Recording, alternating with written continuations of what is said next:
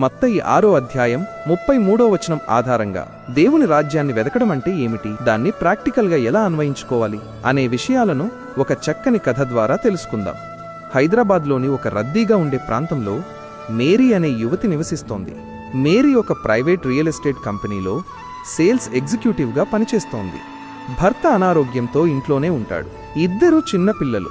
ఇల్లు గడవడమే కష్టంగా ఉన్న పరిస్థితి. మేరీకి యేసయ్య అంటే ప్రాణం. ప్రతి ఆదివారం చర్చికి వెళుతుంది, దశమ భాగం ఇస్తుంది. కానీ ఆమె జీవితంలో ఒక పెద్ద పరీక్ష ఎదురైంది. పిల్లల స్కూల్ ఫీజు కట్టడానికి ఆఖరి తేదీ దగ్గరకు వచ్చింది. చేతిలో చిల్లిగవ్వ లేదు. జీతం రావడానికి ఇంకా 10 రోజులు ఉంది. ఆఫీసులో అందరూ టార్గెట్స్ అంటూ ఒత్తిడిలో ఉన్నారు. మేరీ బాస్ ఆమెను పిలిచాడు. మేరీ, నీకు అర్జెంటుగా డబ్బు అవసరమని నాకు తెలుసు. ఒక ఆఫర్ ఉంది. మన దగ్గర ఉన్న ఒక ప్లాట్ ల్యాండ్ లిటిగేషన్లో ఉంది, గొడవల్లో ఉంది. కానీ ఆ విషయం దాచిపెట్టి ఈ కస్టమర్కి అది అమ్మేయాలి. నువ్వు ఒక్క సంతకం పెట్టి డాక్యుమెంట్స్ క్లియర్గా ఉన్నాయి అని చెప్తే చాలు. నీకు తక్షణమే 50,000 రూపాయలు ఇన్సెంటివ్ ఇస్తాను అన్నాడు బాస్. మేరీ గుండె వేగంగా కొట్టుకుంది. 50,000! దాంతో పిల్లల ఫీజు కట్టొచ్చు, భర్త మందులు కొనొచ్చు, అప్పులు తీర్చొచ్చు. బాస్ మళ్ళీ అన్నాడు, లోకంలో అందరూ చేసేదే కదా మేరీ. నువ్వు నీతిగా ఉంటే నీ పిల్లలకు చదువెవరు చెప్తారు? దేవుడు వచ్చి ఫీజు కడతాడా? మేరీ మౌనంగా క్యాబిన్ బయటకు వచ్చింది. మేరీ తన సీట్లో కూర్చుని కళ్ళు మూసుకుంది. మనసులో యుద్ధం జరుగుతోంది. సాతానంటున్నాడు, సంతకం పెట్టేయ్, దేవునికి తెలుసు కదా నీ కష్టం. కాని యేసయ్య స్వరం ఆమె అంతరాత్మలో వినిపిస్తోంది. మొదట నా నీతిని వెదకు. మేరీ ప్రార్థన చేసింది, యేసయ్య, నాకు డబ్బు చాలా అవసరం, కాని అబద్ధం చెప్పి సంపాదించే డబ్బు నాకు వద్దు. ఇది నీ చిత్తం కాదు. నీకు ఇష్టం లేని పనిచేసి నా పిల్లలకు నేను ఏ ఆశీర్వాదం తీసుకువెళ్తాను? నాకు ఉద్యోగం పోయినా పర్లేదు, నేను నీకు లోబడతాను. ఆమె బాస్ దగ్గరకు వెళ్ళి, సార్ క్షమించండి, నేను ఆ పని చేయలేను. కస్టమర్ని మోసం చేయడం నా దేవునికి ఇష్టం లేదు అని చెప్పింది. బాస్ మండిపడ్డాడు, నీ ఇష్టం. ఈ నెలలో టార్గెట్ అవ్వకపోతే ఉద్యోగం ఊడిపోద్ది, జాగ్రత్త అని గట్టిగా అరిచాడు. ఆ సాయంత్రం ఆఫీస్లో సహోద్యోగులు మేరీని చూసి నవ్వారు. ఏంటే మేరీ, పిచ్చిదానిలా ఉన్నావు? చేతికి వచ్చిన లక్ష్మిని కాదనుకుంటావా? ఈ లోకంలో బ్రతకాలంటే కొంచెం అబద్ధం ఉండాలి అని ఎగతాళి చేశారు. లోకం తీరువేరు, అది స్వలాభం చూసుకోమంటుంది. కాని మేరీ దేవుని రాజ్యం వైపు చూసింది. దేవుని రాజ్యం అంటే దేవుని పాలన. ఆమె హృదయంలో యేసయ్య రాజుగా ఉన్నప్పుడు అబద్ధానికి చోటు లేదు. ఆమె ఇంటికి వెళ్లే దారిలో కన్నీళ్లు వచ్చాయి. ప్రభువా, నేను నీతిగా ఉన్నందుకు నాకు మిగిలింది కన్నీళ్లేనా?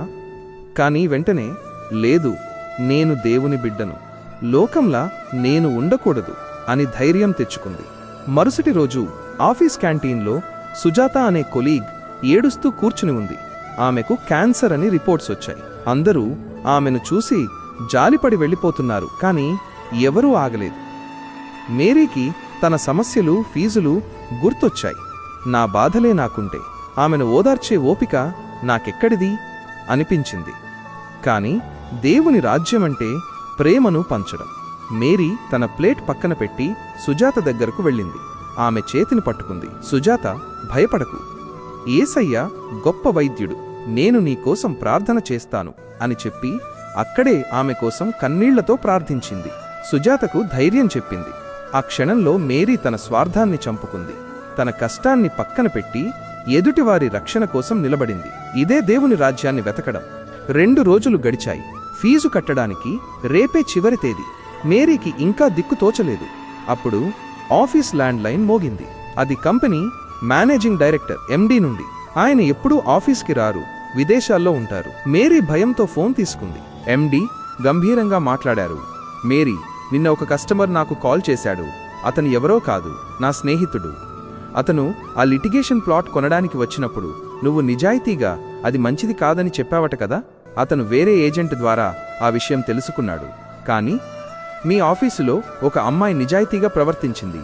ఆమె వల్లే నేను కోట్లు నష్టపోకుండా బయటపడ్డాను అని నాకు చెప్పాడు. మేరీ ఆశ్చర్యపోయింది.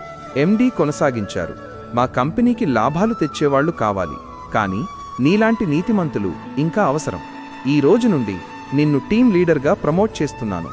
నీ నిజాయితీకి బోనస్గా 1,00,000 రూపాయలు ఇప్పుడే నీ అకౌంట్లో పడతాయి. ఫోన్ పెట్టేయగానే మేరీ కళ్ళ నుండి ఏకధారగా నీళ్లు వచ్చాయి. ఇది కేవలం ప్రమోషన్ కాదు, ఇది యేసయ్య ఇచ్చిన జవాబు. మేరీ ఇంటికి వెళ్లి మోకాళ్ల మీద నిలబడి ఇలా ప్రార్థించింది, ప్రభువా, నేను ఆ రోజు డబ్బు కోసం ఆశపడి ఉంటే 50,000 వచ్చేవేమో, కాని నా శాంతి పోయేది, నీ తోడు పోయేది. నేను నీ రాజ్యాన్ని, నీతిని వెతికాను. నువ్వు నాకు సమస్తాన్నిచ్చావు.